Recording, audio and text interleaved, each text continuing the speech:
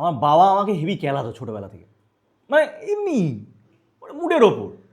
প্রচণ্ড গরম পড়েছে, খেলিয়ে দিল। বৃষ্টি পড়ছে না, খেলিয়ে দিল।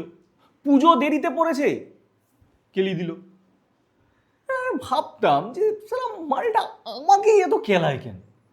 এখন বুঝতে পারি দাদা, পৃথিবীতে দুর্বলদের কেলিয়ে সব থেকে বেশি সুখ।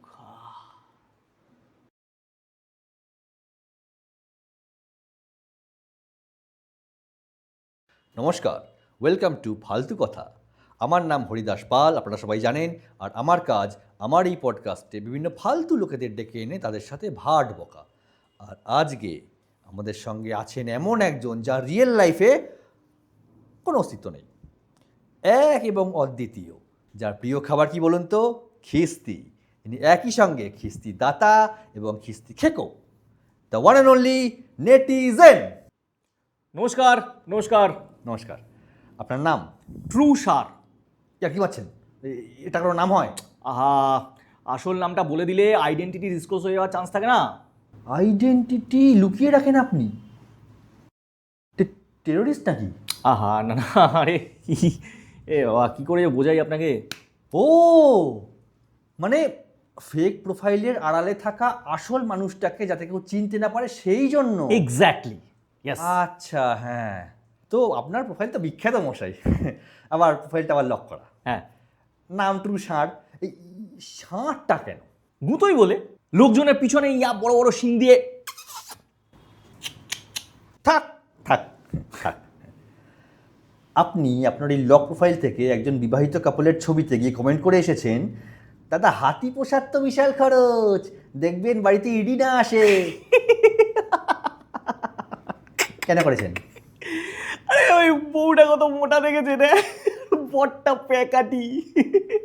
আরে হ্যান্ডেল করে কি করে নেশন ওয়ান্টস টু নো, কি তাই না? তাই বলে হাতি বলে যাবেন? হ্যাঁ, বডি শেমিং করবেন? না না, চোরকে চোর, ডাকাতকে ডাকাত, খুনিকে খুনি বলা যাবে না। এই ব্যাপারগুলো কোথা থেকে আমদানি করছেন বলুন তো আপনারা? না, আমার কথা হচ্ছে কানাকে কানা, খোড়াকে খোড়া কেন বলা যাবে না? কেন? ওয়াই? খোড়া কানাকে খোড়া কানা বললে যদি তাদের মনে কষ্ট হয়, তাহলে চোর ডাকাতকে চোর ডাকাত বললেও তো তাদের মনে কষ্ট হওয়ার কথা সেই বেলা। আপনার ওই কমেন্টে হাজারের উপর লাইক, তাহলেই বুঝুন 200 উপরে কমেন্টও আছে। হ্যাঁ, সেখানে সবাই আপনাকে বরাহনন্দন বলে খিস্তি দিয়েছে। বলেছে আপনাকে সামনে পেলে আপনার এই শীত দ্বারাটা বেঁকাবে আর আপনার এই মুখ আপনারই পেছনে ঢুকিয়ে দেবে। তাহলেই বুঝুন কেন আমাদের পরিচয়টা গোপন রাখতে হয় আর প্রোফাইলটা লক করে রাখতে হয়। হ্যাঁ, বুঝেছি। তা এগুলো করেন কেন? মানে কি পান এগুলো করে? প্রশান্তি। লোকের পেছনে লেগে শান্তি? না না না, শান্তি না, শুধু শান্তি না, প্রশান্তি। ইংরেজির প্রো, তারপরে শান্তি, মানে শান্তির প্রো ম্যাক্স ভার্সন বলতে পারেন, প্রশান্তি। কেন, লাইফে আর কিছু নেই? থাকলে কি আর এসব করতাম? একটু শুরু থেকে বলবেন পুরো ব্যাপারটা? বলছি, আসলে আমার বাবা আমাকে হেভি খেলাতো ছোটোবেলা থেকে, মানে এমনি মানে মুডের ওপর। প্রচণ্ড গরম পড়েছে, খেলিয়ে দিল। বৃষ্টি পড়ছে না, খেলিয়ে দিল। পুজো দেরিতে পড়েছে, খেলিয়ে দিল। ভাবতাম যে সালা মালটা আমাকেই এত খেলায় কেন। এখন বুঝতে পারি দাদা, পৃথিবীতে দুর্বলদের কেলিয়ে সব থেকে বেশি সুখ। কিন্তু বাপ খেলাতো বলে এখন লোকের পেছনে ট্রু ষাঁড়ের শিং দোকান? আরে দাঁড়ান দাঁড়ান দাঁড়ান, এখনো আছে, শেষ হয়নি। তেমন হলো কি যে পরীক্ষায় নাম্বার পাওয়ার জন্য নয়, বাপের কেলানির হাত থেকে বাঁচার জন্য পরীক্ষা দিতাম। পরীক্ষায় নাম্বারও কোনোদিন বাড়লো না, বাপের কেলানিও থামলো না। বাহ। তারপরে এই কলেজেও সেম কেস, আরে কোনো রকমের টেনে টুনে পাশ করে নিলাম, একটা ছোটো চাকরি পেয়ে গেলাম। মা, পরের মাসেই দেখি আমার পাশে কি একটা শুয়ে আছে। কে শুয়ে আছে? আমার বউ। চাকরি পেতে না পেতেই বাপ দুগালের চর মেরে বিয়ে দিয়ে দিল। বাহ, খুব ভালো। এবার দেখুন, বিয়ে করলে বাচ্চা তো पैदा করতেই হবে, তাই না? তা আমিও করলাম 5টা। 5টা? হ্যাঁ, মানে প্রথম দিকে খানিকটা বাধ্য হয়েই শুরু করেছিলাম, হ্যাঁ, তারপর মজা পেয়ে গেলাম। তারপর ব্যাস, এবার তো আমি বাপ, আমার ছেলেদের আমি র্যাম্পাট খেলাবো।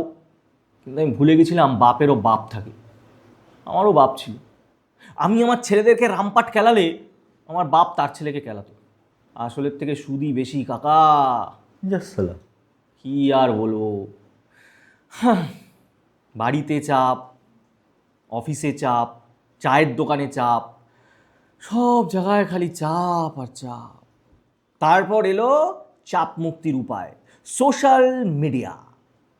তাই সোশ্যাল মিডিয়ায় কি এমন পেলেন যে একেবারে চাপ মুক্তির উপায় পেয়ে গেলেন? হ্যাঁ, এবার দেখুন, ব্যাপারটা হচ্ছে যে মানে আমার ইনকাম তো মাত্র ওই কয়েকটা খুচরো টাকা। হ্যাঁ, বউ সারাক্ষণ আমাকে খোঁটা দিত, স্বাভাবিক।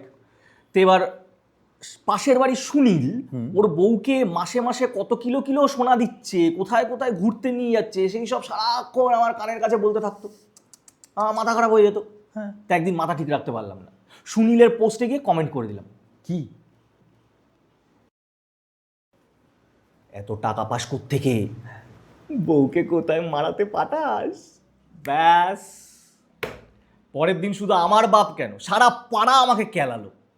আর সুনীলের ওই 2 বছরের ছেলেটা আমাকে মুতে দিল। তবে ওই কেলানি খেয়ে আমার চোখ খুলে গেল দাদা। কীরকম? আরে আমাদেরই পাড়ার একজন আমাকে কেলানোর পরে আড়ালে ডেকে নিয়ে গেল, নিয়ে গিয়ে বললো, আরে নিজের অ্যাকাউন্ট থেকে কেন কমেন্ট করেছিস, ফেক অ্যাকাউন্ট খুলে সেখান থেকে কমেন্ট কর। ব্যাস, এরপরেই আমি সুনীলকে, সুনীলের বউকে, সুনীলের বাবা মা ছেলে মেয়ে সবাইকে শোভা বাজারে থাক থাক। আর কি দেখলাম জানেন, শুধু এই সুনীল না, সুনীলের মতো এরকম হাজারটা লোক আছে যারা আমাদের মতো লোকেদের ঝাড় জ্বালানোর জন্য প্রতিদিন এভরিডে ফরেন ট্রিপের ছবি, দামি দামি রেস্টুরেন্টে যাওয়ার ছবি আপলোড করে, পোস্ট করে। এই সবার বিরুদ্ধে আমরা যুদ্ধে নামলাম। AFP, AFP, association of fake profiles. ও, এখন তো আমাদের সঙ্গে বিভিন্ন পলিটিক্যাল পার্টিরাও পেইড কোলাবোরেশন করছে। হ্যাঁ, অন্য দলকে খিস্তি মেরে পোস্ট করতে পারলে পার পোস্ট 2 টাকা, পার কমেন্ট 25 পয়সা। এইসব করেই তো ফ্যামিলিকে নিয়ে থাইল্যান্ড ঘুরে এলাম।